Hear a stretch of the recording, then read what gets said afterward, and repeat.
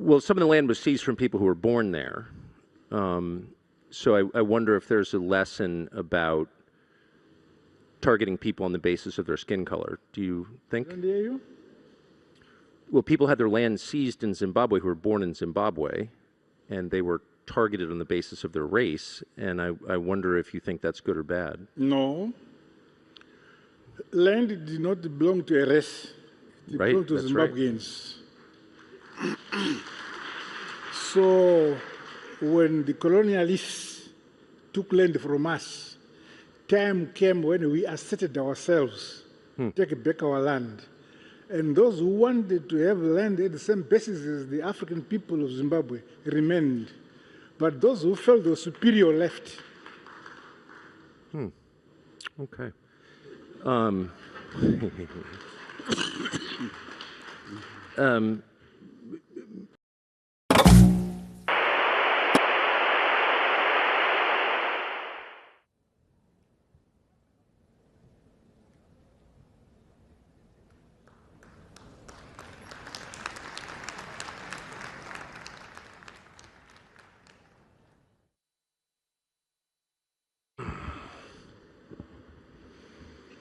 Gentlemen, thank you for doing this.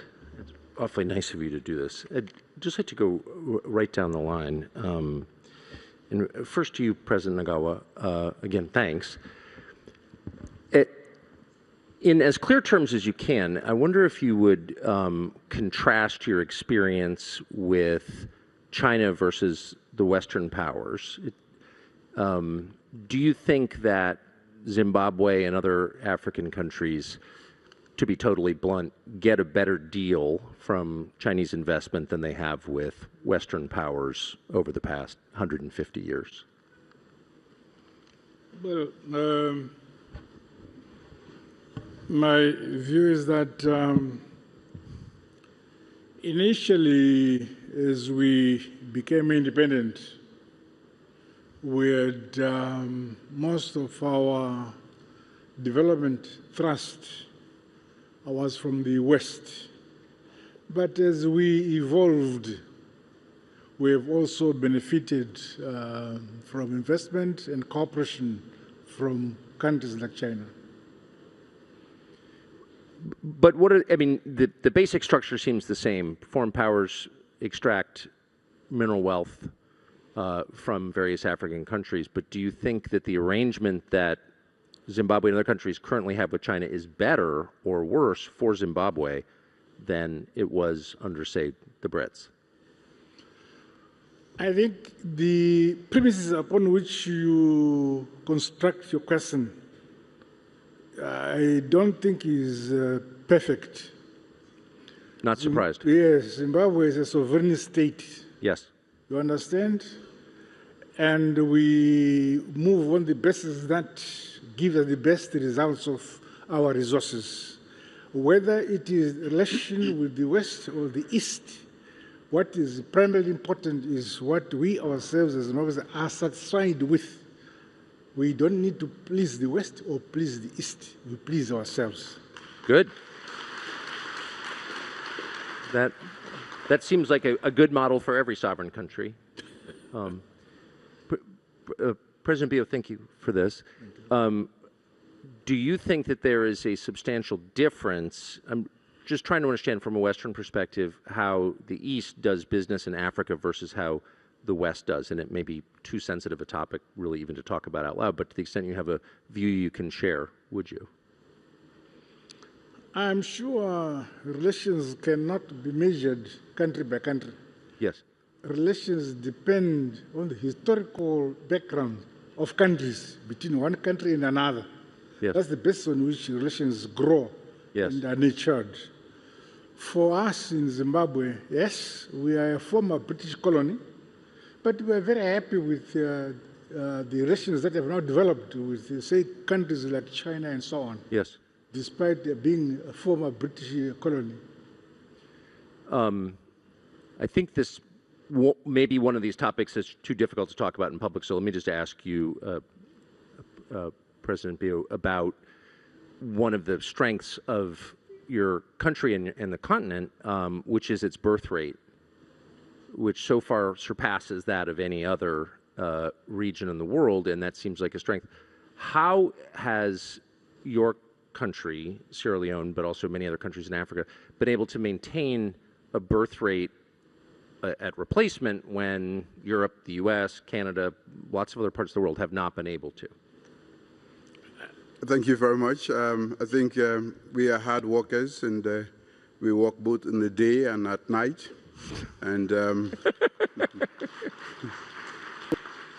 that is such great advice. It is essential to have young people and to keep the birth rate at the right level so that there is sustainability in development. What we do today, or as leaders, we provide the enabling environment, provide them with the tools, the young people to navigate the world, which is extremely tough, complicated, and evolving and changing all the time. So it is our responsibility to bear that in mind. We have to plan ahead, be ahead of the curve to be able to replace accordingly so that we don't have a gap in our development process. So we have been busy producing as much as we can, a lot of good people, and we are investing in their education so that they are fit for purpose for a world that is becoming digital and, of course, going extremely to the edge of technological advancement. If I could just ask a quick follow-up to you, Mr. President. Do you keep track precisely of how many of your young, educated citizens leave and how many stay? Are you thinking hard about how to retain the smartest, most energetic people?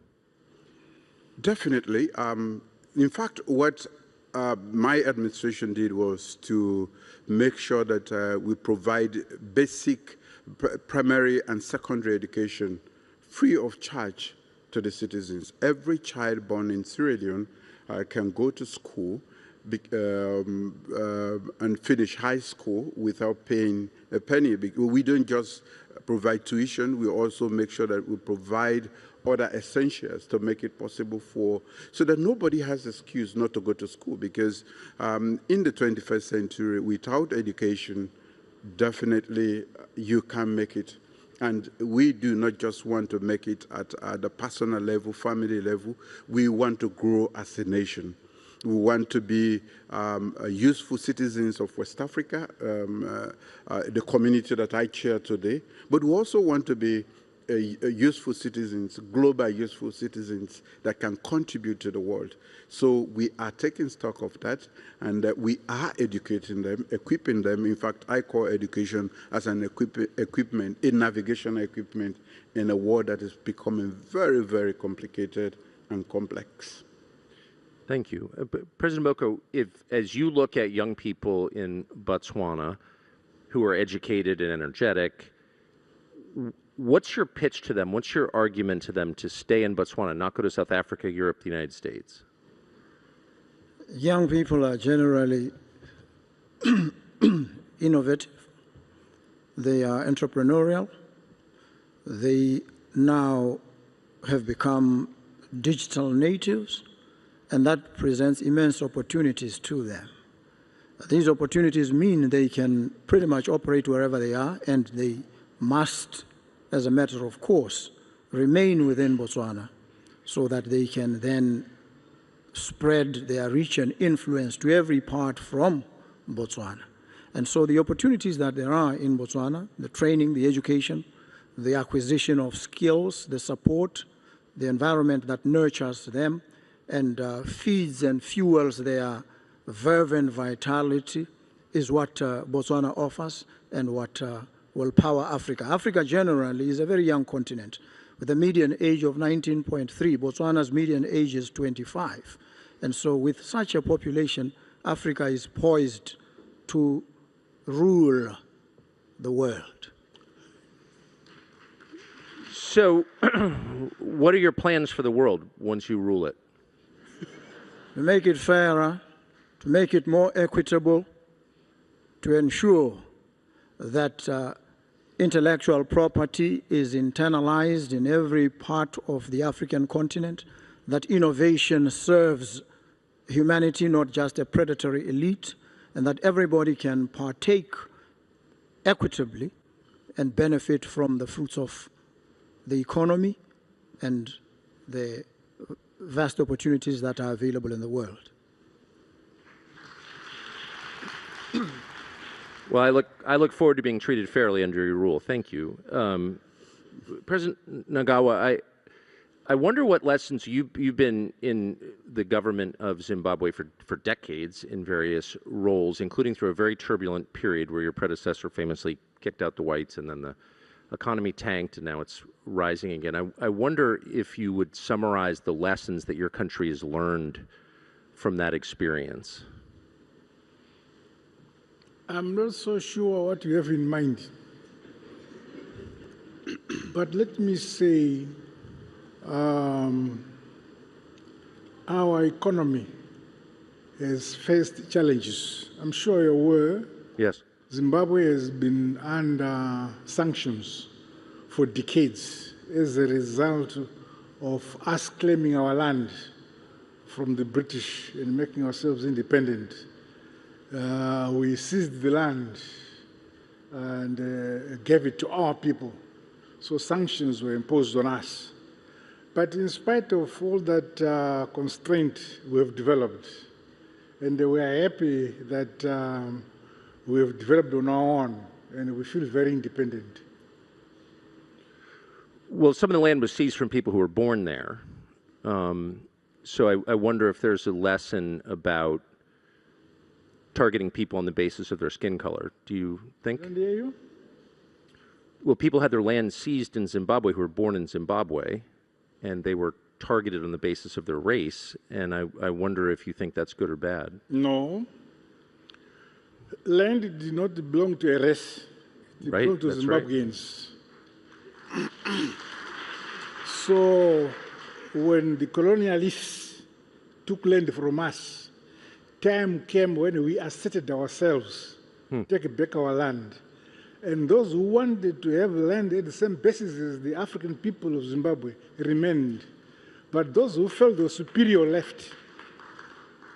Okay.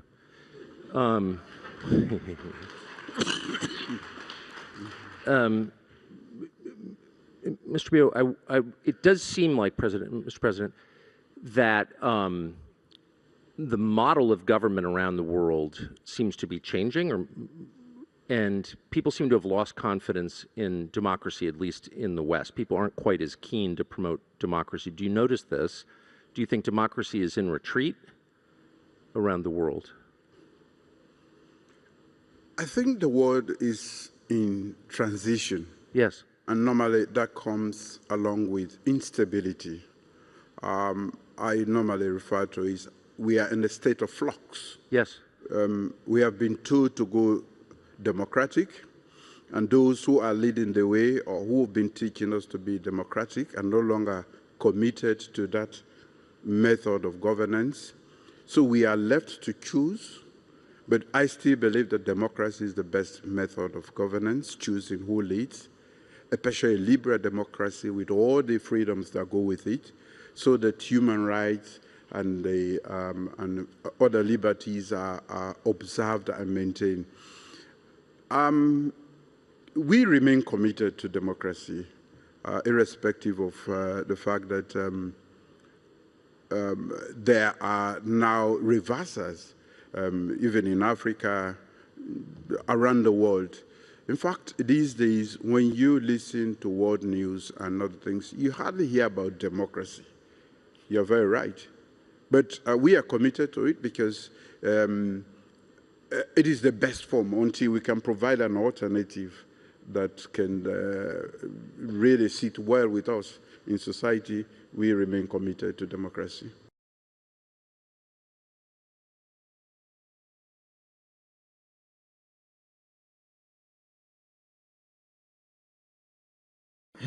China is a relatively new entrant, really, Yes.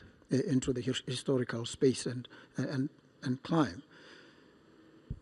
China only lifted itself out of abject poverty over the last 40 years. We've been free from colonialism now in Botswana for almost 60 years. We have had an affinity with the West because of the relationship the special relationship that we've had with them. And China has only come in, and we relate with China on terms that we define ourselves. We look at what it is that China offers, what it is that we need, and we sit and good a deal as we are able to negotiate in a situation where all the parties come to the table and present their offerings. So I think the relations are shaped largely by what the interests of these African countries, ourselves included, are. Interesting. President Nagawa, what did you think of what happened in Venezuela last month? Venezuela is very far away from Zimbabwe. Yes, it is. yes, sir. But I wonder, I still wonder as a head of state, a longtime head of state, what you thought of that. I mean, you must pay attention to what happens to other heads of state. Yeah, but I don't know what we really read in Zimbabwe actually happens in Venezuela, but from what we read, we are interested to know why it is happening.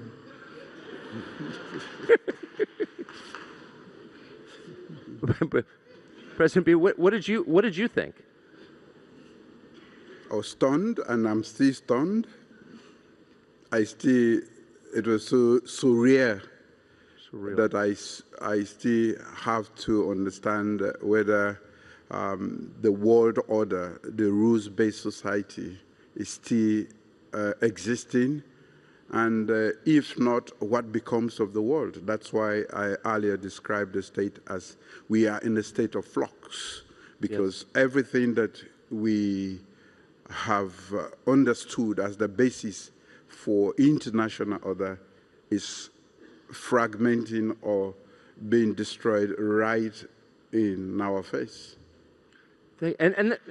I'm sorry, it felt like an unfair question, but that's exactly more to the point what I'm asking is this a sign of a changing order? And I will end with you, President Boko. What was your response to it?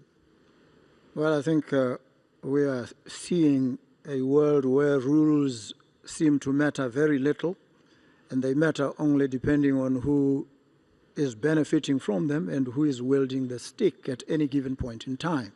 We know that public international law respects territorial integrity, it respects the sovereignty of nations.